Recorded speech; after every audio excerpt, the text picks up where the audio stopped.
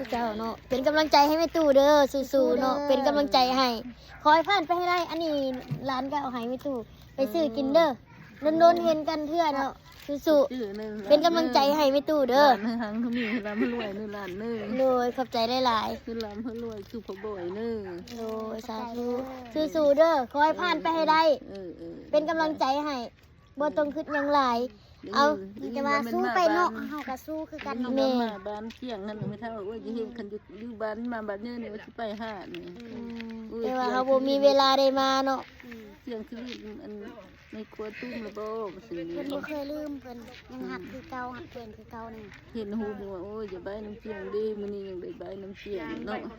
นี่ล่ะมื้อนี้มาแวะนี่หน่อยนึงก็เลยแบบเอ้า ก็เลยมา มาเบิ่งเจียนชวนมาว่ามายามแม่ตู้บ่ว่ะก็เลยพากันมาจังได๋ก็สู้แม่ตู้ สู้เด้อเพิ่นเป็นกำลังใจให้บ่ต้องคิดอะไรหลายเนาะ นี่สู้ไป อย่าสู้เฮาต้องสู้เลย ในครัวก็สู้มาหันเช้าคืนนี้ กินยาซึ่งของให้ดีไวๆเด้อ คือดูร้านว่าน่ะ อายุมันค กิ น นยาอยู่ ไปหาหมออยู่ กลัวอยู่รับกระโชก รักษาส่ง แต่หมอกเกือบบ่เห็น อืม แต่พี่ผู้เฮาหันคือผู้น้อยมาเจอกลัวตายแล้ว